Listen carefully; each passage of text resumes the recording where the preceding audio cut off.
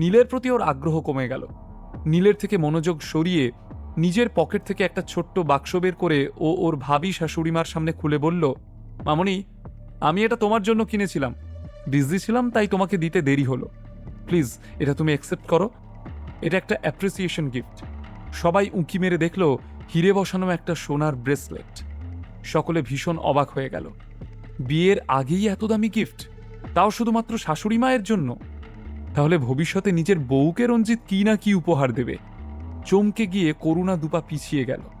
রঞ্জিত অবাক হয়ে জিজ্ঞেস করল, কি হলো মামনি, পছন্দ হয়নি? করুণা হঠাৎ এভাবে পিছিয়ে গেল কেন? খুশিতে নাকি অন্য কোনো গল্প রয়েছে? এই দেখনদারির প্রতিযোগিতায় শেষমেশ কে জিতবে? আচ্ছা, এই ব্রেসলেটটা জুড়ে আবার নতুন কোনো কেচ্ছা নেই তো? নীলের চোখ তো জহুরির চোখ। ও আবার এমন কিছু ঘটাবে না তো যা দেখে তাক লেগে যাবে আদ্রিতা ও চিত্রার? অপূর্ব, কি সুন্দর! করুণা, তোর জামাইয়ের পছন্দ আছে। এত দামি গিফট, তুই সৌভাগ্যবতী করুণা। এমন জামাই থাকলে আর চিন্তা কিসের? হিরে বসানো সোনার ব্রেসলেটটা দেখে সকলেই রঞ্জিতের গুণগান গাইতে লাগলো। এত প্রশংসা শুনে লজ্জায় লাল হয়ে গেল রঞ্জিত। কিন্তু এখনও করুণার মধ্যে থেকে সেই ইতস্তত ভাবটা গেল না। সেটা লক্ষ্য করতেই রঞ্জিত জিজ্ঞেস করল, কি হলো মামনি, ভালো লাগেনি? ধরো, একবার আমায় পরে দেখাও।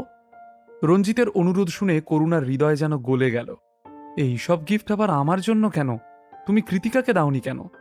এসব তো ওকে বেশি মানাবে। তুমি এই ব্রেসলেটটা ওকে দাও। এই বলে রঞ্জিতের হাত থেকে বাক্সটা নিয়ে ভালো করে ব্রেসলেটটা দেখতে লাগলো করুণা। এবার করুণার সাথে ওর বান্ধবীরাও যোগ দিল। উঁকি মেরে ব্রেসলেটটার ডিটেইলিংটা দেখতে লাগলো তারা। ব্রেসলেটটার সৌন্দর্য দেখে সকলের যেন চোখ ধাঁধিয়ে গেল। হিরে বসানো সোনার এই গহনাটি যেমন সুন্দর ছিল, তেমনি তার শৈল্পিকতা। দেখ দেখ, হিরেগুলো কি চকচক করছে। এইগুলো মনে হয় ফার্স্ট ক্লাস হিরে। নিশ্চয়ই দারুণ কোয়ালিটির হবে। সত্যি করুণা, তোর কপাল দেখলে হিংসে হয়। এত ভালো বাড়িতে মেয়ের বিয়ে ঠিক হয়েছে, এত ভালো জামাই। না হলে কিছু জনের কপালে তো এমন জামাই জোটে যে কোথাও গিয়ে মুখ দেখানোর জো থাকে না। কথাগুলো চিত্রাকে উদ্দেশ্য করে শোনালো কিনা সেটা জানে না আদ্রিতা, কিন্তু এতটুকু বুঝতে পারল যে তার মা এসব কথা বেশ ভালোভাবেই গায়ে মেখে নিচ্ছে। এদিকে সকলের কথা কানে এলেও ব্রেসলেটটার দিকে মন্ত্রমুগ্ধের মতো তাকিয়ে রয়েছে করুণা।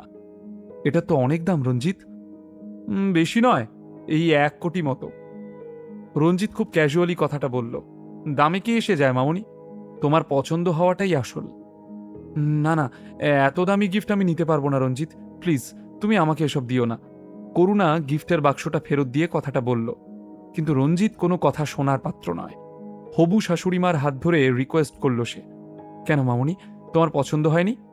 আমি তো তোমার ছেলের মতন। ছেলে কিছু দিলে না করে নাকি?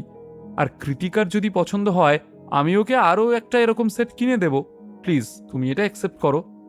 আসল কথা হলো, করুণার খুবই পছন্দ হয়েছিল উপহারটা, এবং তাই না না বলে নিজের দর বাড়াচ্ছিল, যাতে রঞ্জিতকে বারবার অনুরোধ করে।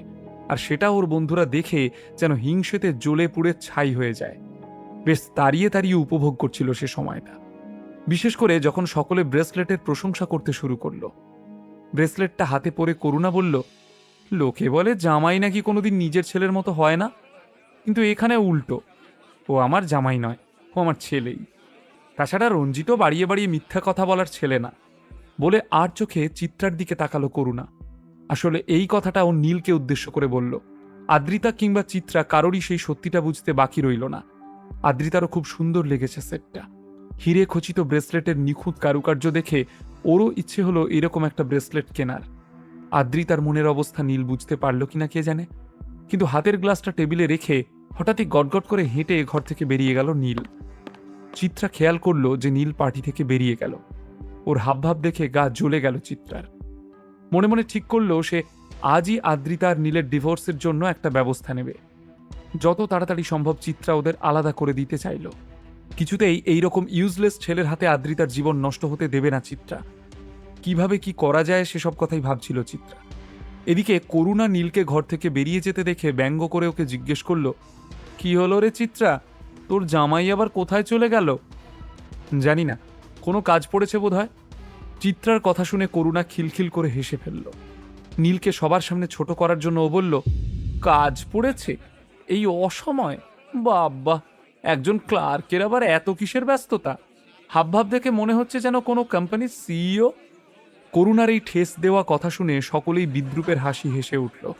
উফ, চিত্রার যেন আর সহ্য হচ্ছিল না এসব কথা। আসলে সকলেরই মনে হলো রঞ্জিতের এই দামি গিফট দেখে নীলের বুঝি হিংসে হয়েছে, হীনমন্যতা হয়েছে। এই পার্টিতে নীল একেবারেই বেমানান। তাই নীল বোধহয় রাগ করে পার্টি ছেড়ে চলে গেছে। কিন্তু সেসব আর কতক্ষণ চলবে? নীল চলে যাবার পর করুণার আর কোনো ছুতো রইল না চিত্রাকে ছোট করার। কয়েকবারে এদিক ওদিক করে একটু সুযোগ খোঁজার চেষ্টা করল সে, কিন্তু বিশেষ কিছু লাভ হলো না। তাতে যেন খানিকটা বোর ফিল করছিল করুণা। কিন্তু এমন সময় হঠাৎ নীল হাতে একটা লাল রঙের প্যাকেট নিয়ে আবার সেই পার্টি হলে ফিরে এলো। খানিকটা শান্ত হয়েছিল করুণা, তা দেখে চিত্রাও খানিকটা শান্তি পেয়েছিল। কিন্তু আবার নীলকে ফিরে আসতে দেখে চিত্রার মাথায় যেন আগুন জ্বলে গেল। নীলের কাছে এসে সে বলল, কি ব্যাপার, আবার এখানে তুমি কেন? এত কিছুর পরও আশ মেটেনি? মজা দেখতে এসেছো? তোমার লজ্জা করে না? এতক্ষণ আদ্রিতাও নীলের জন্য চিন্তা করছিল, ফোনেও পায়নি ওকে। এবার নীল ফেরত আসায় একটু শান্তি পেয়েছিল আদ্রিতা। কিন্তু মার আচরণ দেখে ভীষণ বিরক্ত হলো সে। নীলের কাছে এসে সে বলল, নীল, তুমি নিচে গিয়ে একটু ওয়েট করো, আমি এক্ষুনি আসছি, আমরা বাড়ি চলে যাব। এমন সময় হাতের প্যাকেটের দিকে চোখ পড়ল আদ্রিতার। তুমি এটা আবার কি নিয়ে এলে? অবাক হয়ে জানতে চাইল সে। নীল আদ্রিতার কোনো কথার উত্তর দিল না। ব্যাগটা চিত্রার দিকে বাড়িয়ে বলল, মা, আদ্রিতা আর আমার বিয়ের 3 বছর হলো। আজ অবধি আপনাকে সেইভাবে কোনো গিফট দিতে পারিনি। এটা একটা ছোট্ট কম্পেনসেশন, এটা আপনার। বলেই লাল রঙের প্যাকেটটা চিত্রার দিকে বাড়িয়ে দিল নীল। আসলে নীল ভালোভাবেই জানতো এই পার্টিতে এসে ওকে আবারও হিউমিলিয়েটেড হতে হবে। তাই আগেভাগেই ও পৃথাকে বলে ওর শাশুড়ি মায়ের জন্য একটা গিফট কিনিয়ে রেখেছিল। বিনামূল্যে গল্প শুনতে নিচের ইনস্টল বাটনে ক্লিক করুন এবং পকেট এফএম ডাউনলোড করুন। লিঙ্কটি রয়েছে ডেসক্রিপশনে।